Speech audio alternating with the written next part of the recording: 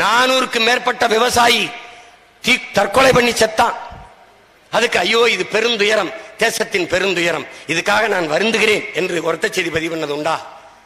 சென்னையிலே பெரும் வெள்ள மழையிலே, தூத்துக்குடியிலே, திருநெல்வேலியிலே நம்ம செத்து மிதந்த போது இது பேரிடர், பெருந்துயரம், இதிலிருந்து மீண்டு வர, என் நாட்டு மக்கள் மீண்டு வர நான் உங்களுக்கு துணையாக இருப்பேன், உங்கள் இறப்புக்கு நான் வருந்துகிறேன், உங்கள் இழப்பை ஈடுகட்ட நான் உதவுகிறேன். ஒரு வார்த்தை ஆறுதலாக நீ கேட்டதுண்டா? எத்தனை முறை வருகிறார் ஐயா மோடி அவர்கள்? 5 முறை 6 முறை வந்து கொண்டே இருக்கிறார்.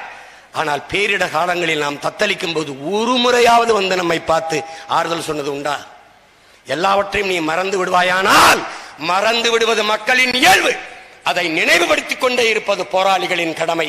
நாங்கள் அதை நினைவுபடுத்திக் கொண்டே இருப்போம். இதுக்கு மேலையும் நீ மறந்து அவர்களுக்கு வாக்கு செலுத்தி விட்டால் நீ இனிமேல் இந்த நிலத்தை, இனத்தை, நாட்டை மறந்துவிட வேண்டியதுதான். எதுவும் உனக்கு இருக்காது. சாதியை வைத்துக் கொள்வாய், மதத்தை வைத்துக் கொள்வாய், அடித்துக் கொள்வாய், சாவாய், புதைக்க சுடுகாடு மட்டும்தான் இருக்கும். அதுவும் சில சாதிக்கு இருக்காது. அதுவும் சில சாதிக்கு இருக்காது. என்ன வச்சிருக்க உனக்கு? நீ ஏதாவது சொல்ல, ஏதாவது இருக்கு உனக்கு? ஏதாவது இருக்கா? ஒன்னு இருக்கு. இதையெல்லாம் நாங்கள் திரும்ப திரும்ப உங்களுக்கு சொல்லிக்கொண்டே இருப்பது உங்கள் மீது, இந்த மண்ணின் மீது, மக்களின் மீது இருக்கிற பேரன்பு என்பதை நீங்கள் புரிந்து கொள்ளணும். புரிந்து கொள்ளணும். இவ்வளவுதான் எங்களால் கத்த முடியும். இதுக்கு மேல உடம்புல தெம்பு இருக்கணும்ல. ஒரு நாளைக்கு எவ்வளவு கூட்டம் பேசலாம் நீங்க நினைக்கிறீங்க? ஒரு மனிதன் எவ்வளவு வேர்வை சிந்தலாம் நினைக்கிறீங்க? இவ்வளவுதான் முடியும். இது யாருக்காக? தன்னலம்னு இருந்தா நான் ஏன் எப்பவோ கூட்டணி வச்சிருக்க கூடாது? ஏன் வைத்திருக்க கூடாது? கூட்டணி வைத்தவர்களுக்கெல்லாம் சின்னம் கிடைக்குதே. ஐயா ஜி.கே. வாசனுக்கு சைக்கிள் கிடைக்குதே. ஐயா டிடிவி தினகரனுக்கு குக்கர் கிடைக்குதே. எங்களுக்கு மட்டும் எங்க சின்னத்திலே மக்கர் கிடைக்குது. மக்கராயுத ஏன்? அது எதுக்கு? என்ன பிரச்சனை? என்ன பிரச்சனை? அண்ணன் திருமாவளவனுக்கு பானை சின்னம் பிரச்சனையா இருக்குது. அண்ணன் வைகோவுக்கு பம்பரம் சின்னம் பிரச்சனையா இருக்குது. ஏன் அவர்கள் அந்த கூட்டணியில் இல்லை? என்னது இது? என்னது இது? ஜனநாயக நாடு என்கிறார்கள், சம உரிமை என்கிறார்கள், சம வாய்ப்பு என்கிறார்கள். அப்படி ஒன்றும் தெரியலையே. அப்படி ஒன்றும் தெரியல. நீதிமன்றத்துக்கு போனா நீதிமன்றத்தில் வழக்காக்கவே முடியலையே. வழக்காகவே ஆகல.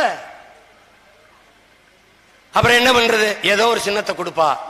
ஆட்டோ கேட்டா அது ஒரு ஆளுக்கு, தீக்குச்சி கேட்டா அது ஒரு ஆளுக்கு, தென்னை மரம் கேட்டா அது ஒரு ஆளுக்கு. யாருன்னே கண்டுபிடிக்க முடியாது அந்த ஆளுகளை. கடைசியா என்ன பண்ண? நீ ஏன் இந்த மைக்கை நீட்டின? இப்ப பாரு அந்த மைக்கு என்ன பாடு எங்கிட்ட மாட்டிக்கிட்டு படுது அப்படின்னு பாரு. என்ன பாடுபடுது. இந்தியா முழுமைக்கும் யார் ஓட்டு கேட்டாலும் ஏன் சின்னத்துக்கு முன்னாடி தான் கேட்கணும். ஒன்னும் பண்ண முடியும். அதனால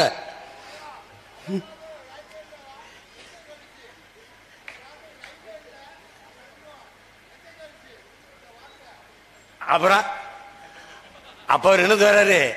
அந்த காலத்துல வழக்கே இல்லை, அப்பெல்லாம் எதுவுமே கேட்கலன்ற. இப்ப இந்த சின்னம் வந்த பிறகுதான் எங்க எண்ணத்தை வெளிப்படுத்த முடியுது.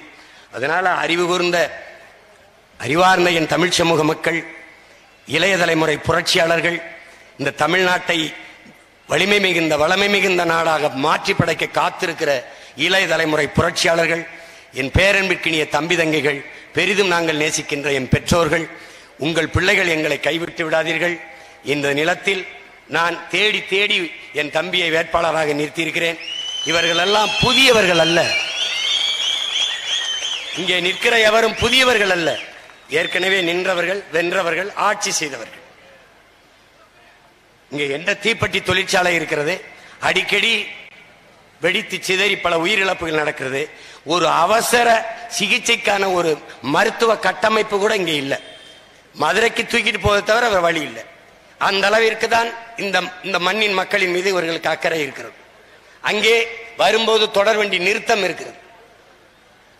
பல அரை மணி நேரம், 3/4 மணி நேரம் நிற்க வேண்டியது இருக்கு. அவசர பயணம் செய்ய முடியவில்லை. ஆனால் அதற்கு மேம்பாலம் கட்டித்தருகிறேன் என்று சொன்னவர் இப்போதும் கட்டித்தருகிறேன் என்று தான் சொல்கிறாரே ஒழிய அதை நிறைவேற்றி தந்ததாக தெரியவில்லை.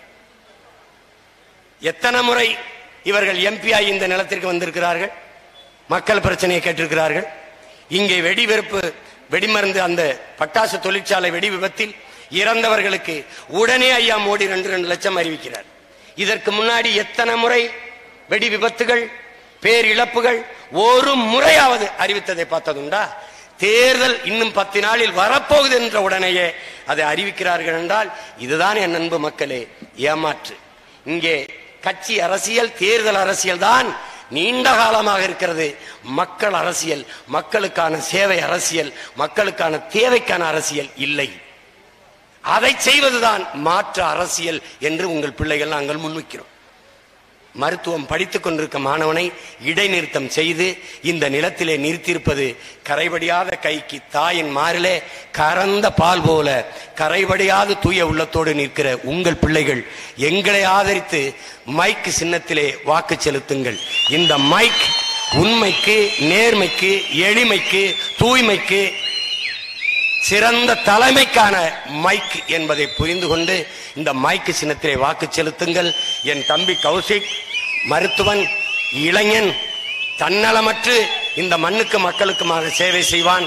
அந்த தூய உள்ளத்தோடு உங்கள் முன் நிற்கிறோம். நாங்கள் இருகையும் ஏந்தி உங்களிடத்தில் கேட்பது வெறும் வாக்கை மட்டுமல்ல, இந்த பிள்ளைகளின் வாழ்க்கையை, வருங்கால தலைமுறையின் வாழ்க்கையை நாங்கள் கேட்டு நிற்பது ஓட்டை மட்டுமல்ல, நம் இனத்தின் உரிமையை என்று புரிந்து கொண்டு என் அன்பு சொந்தங்கள், என் அருமை தாய் தமிழ் உறவுகள், இந்த மைக்கு சின்னத்திலே உங்கள் வாக்கை செலுத்தி எங்களை வெற்றி பெற செய்யுங்கள். புரட்சி எப்போதும் வெல்லும். நம் வெற்றி நாளையதை சொல்லும். எங்களின் வெற்றி உங்களின் வெற்றி, பெருமை மிக்க நம் இனத்தின் வெற்றி. நீங்கள் மற்ற கட்சிகளை வெல்ல வைப்பது ஒரு சாதாரண நிகழ்வு, எங்களை வெல்ல வைப்பது சரித்திர புரட்சி என்பதை புரிந்து கொண்டு மைக் சின்னத்திலே வாக்கு செலுத்துங்கள். நன்றி, வணக்கம். நாம் தமிழர்.